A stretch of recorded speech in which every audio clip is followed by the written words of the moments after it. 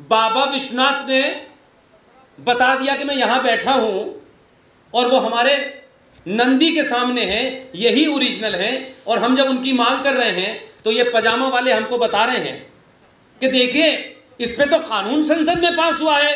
अबे तो सीए का कानून कल्लू की दुकान पे हुआ था क्या? वो भी तो पार्लियामेंट में हुआ था। सब कुछ देख रहे थे, वहां ऐसे ऐसे चित्र थे कि वहां सतिया बन रहा था दीवार में। उस सतिया को छुपाने के लिए एक कैलेंडर उर्दू में टांग दिया था। उन्हें पता नहीं कि विष्णु शंकर जैन के नाम में शंकर था, उसने कैलेंडर हटाया तो सतिया निकला।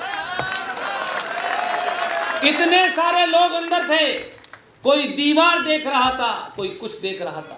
ये विष्णु शंकर जैन के नाम में जो शंकर था, उसकी तीसरी आंख ने जैसे ही देखा, वो पहला शख्स है जिसने कहा बाबा मिल गए। उनके पिता को कहा हम 10 गुना पैसे देंगे, हरिशंकर साहब आप बाबरी मस्जिद का मुकदमा लड़िए। हरिशंकर ने कहा 10 करोड़ भी दोगे तब भी नहीं लड़ूंगा। आज उनका बेटा, सबको मालूम है, बेनकाब हो गए हैं और अभी बेनकाब करने की शुरुआत अगर आज के युवा वकीलों ने ले ली है तो उनको मालूम है 30,000 हैं। कम से कम 30,000 दिन तक तो तुम्हें पंजों पे खड़ा रखेंगे। अहिल्याबाई होलकर कौन थी? मराठा थी। उनको अपनी मुंह दिखाई में जो पैसा मिला था, उस पैसे से बनारस का मंदिर का जीर्णोद्धार किया था। सारे धर्म बराबर हैं, ये दुनिया का सबसे बड़ा झूठ है, सबसे बड़ा झूठ। एक ही धर्म था, एक ही है और एक ही रहेगा। वो सनातन धर्म की।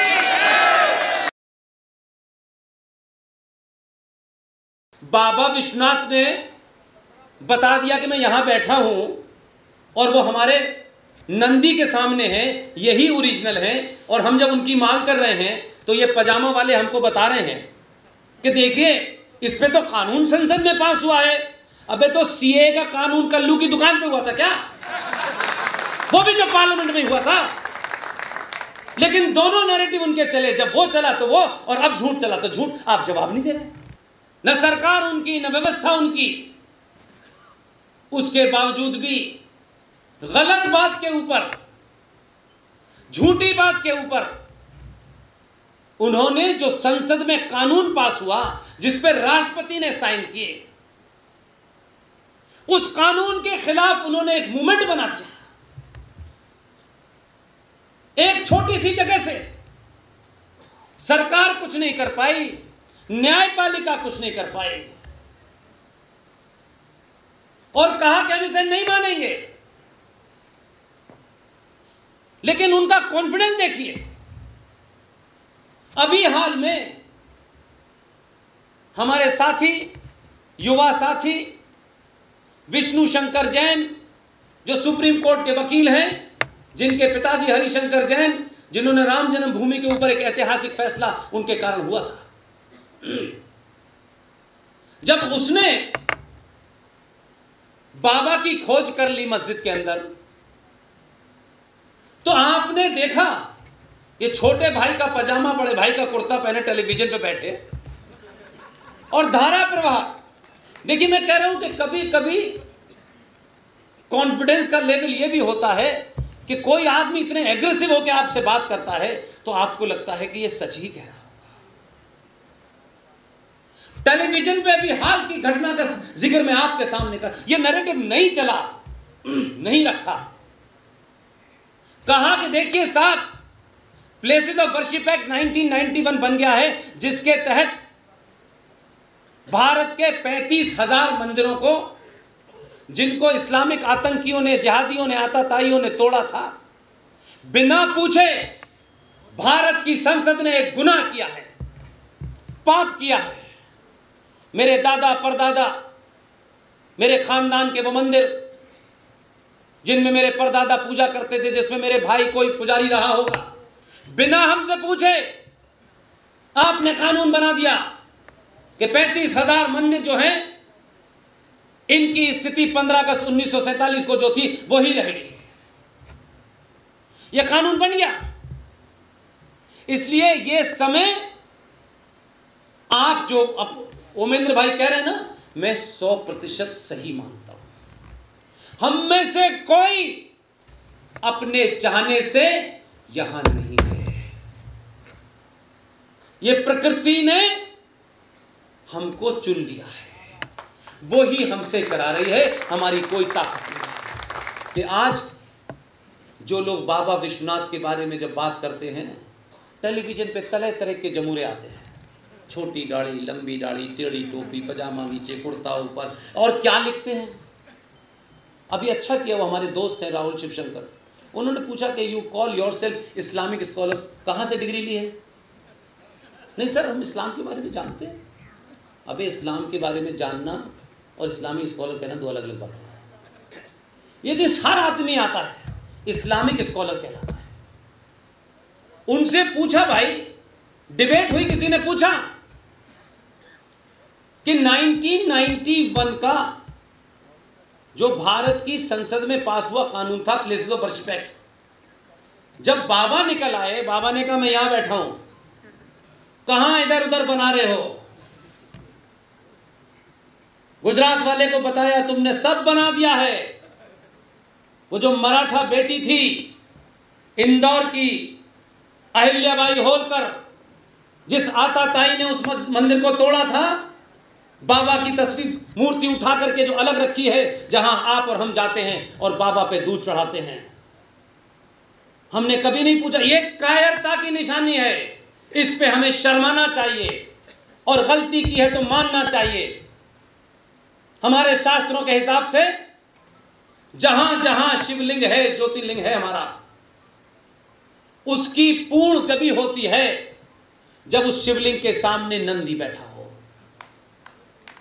जहां नंदी है वहां बाबा नहीं थे। एक आताताई ने तोड़ के फेंक दिया, वहां लगा दिया।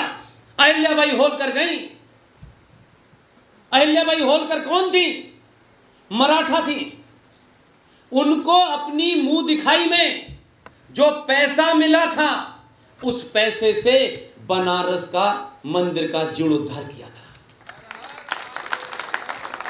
ऐसा नहीं है कि पुरुषार्थी नहीं थे, लेकिन हम दिन रात पूजा करने वाले लोग, आस्था में रहने वाले लोग, इतने साइंटिफिक बैकग्राउंड के लोग, ये पूछा नहीं कि जहां हम बाबा के ऊपर दूध चढ़ा रहे हैं, इस दूध चढ़ाने का कोई फायदा नहीं होगा, क्योंकि बाबा का जो मंदिर है, जो रूप है, जो शास्त्रों में लिखा है, जो साइंस के ऊपर आधारित है, हिंदुस्तान में क्या दुनिया में एक भी मंदिर जो सनातनियों ने बनाया है, शुद्ध रूप से साइंटिफिक है।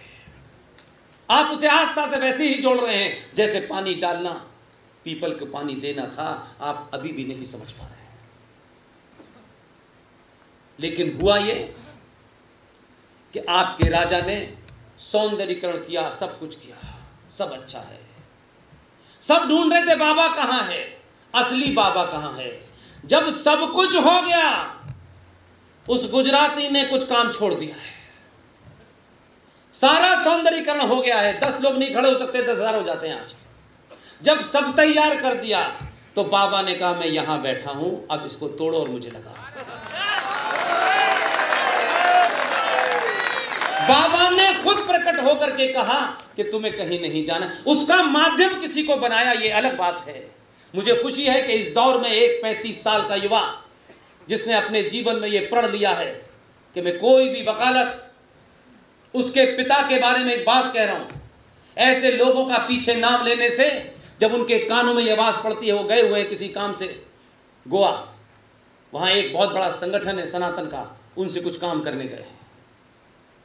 उनके पिता को, ओमेंद्र भाई, जब ये बाबरी मस्जिद और राम जन्मभूमि का मुकदमा चल रहा था, कहा हम 10 गुना पैसे देंगे हरिशंकर साहब, आप बाबरी मस्जिद का मुकदमा लड़िए।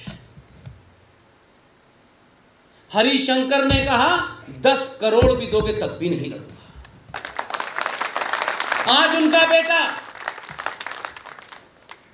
जब सर्वे हो रहा था, जिन 5 महिलाओं में से 4 रह गई हैं, उसकी पिटीशन के ऊपर जब वो खड़ा हुआ कोर्ट में, क्योंकि वो सिर्फ वकालत के कॉमा फुल स्टॉप नहीं पढ़ता, उसने तमाम दुनिया की जितनी किताबें उस संदर्भ में थी सब पढ़ डाली और कहा कि हमें अंदर जाने की इजाजत हो। ये उसके भाग में है। परमिशन मांगी, कुछ लोगों ने डरा दिया। वहां 50 लोगों के नमाज पढ़ने की जगह थी, यकायक 5000 लोग पहुंच गए। ऑर्डर किया जज ने, सीआरपीएफ लगाइए, चाहे धारा 144 लगाइए, एक टीम को अंदर जाने की इजाजत दी जाए कि वो अंदर जाके देखे क्या है। सब कुछ देख रहे थे। वहां ऐसे ऐसे चित्र थे कि वहां सतिया बन रहा था दीवार में, लेकिन अकल जब टखनों में हो तो ऐसे ही होता है। उस सतिया को छुपाने के लिए एक कैलेंडर उर्दू में टांग दिया था। उन्हें पता नहीं कि विष्णु शंकर जैन के नाम में शंकर था। उसने कैलेंडर हटाया तो सतिया निकला। इतने सारे लोग अंदर थे, कोई दीवार देख रहा था, कोई कुछ देख रहा था। ये विष्णु शंकर जैन के नाम में जो शंकर था, उसकी तीसरी आंख ने जैसे ही देखा, वो पहला शख्स है जिसने कहा बाबा मिल गए। सबको मालूम है बेनकाब हो गए हैं, और अभी बेनकाब करने की शुरुआत अगर आज के युवा वकीलों ने ले ली है तो उनको मालूम है 30,000 हैं। कम से कम 30,000 दिन तक तो तुम्हें पंजों पे खड़ा रखेंगे। सारे धर्म बराबर हैं, ये दुनिया का सबसे बड़ा झूठ है, सबसे बड़ा झूठ। पहली बात, सनातन क्या है? सनातन, ये ब्रह्मांड, ये कायनात, ये यूनिवर्स जब से अपने अस्तित्व में आया, अपने वजूद में आया, एग्जिस्टेंस में आया, ये सूरज का निकलना, ये समुद्र का होना, ये रेगिस्तान का होना, ये धरती का होना, ये पर्यावरण होना, ये सब कुछ जब से अस्तित्व में आया है, उस दिन से लेकर के एक ही धर्म था, एक ही है और एक ही रहेगा। इसलिए धर्म रिलीजन शब्द का हिंदी में अनुवाद नहीं है। रिलीजन का उर्दू में अनुवाद है मजहब, हिंदी में है पंथ। धर्म नहीं है। पूरा साहित्य उठा के देख लीजिए, हमारे यहां मां का धर्म क्या है, पिता का धर्म क्या है, बेटे का क्या है, बहू का क्या है, बेटी का क्या है, और राजा का धर्म होता था या नहीं, राजा की ड्यूटी प्रजा के प्रति क्या हो, अपना उसका दायित्व क्या हो, उसको हम धर्म कहते हैं।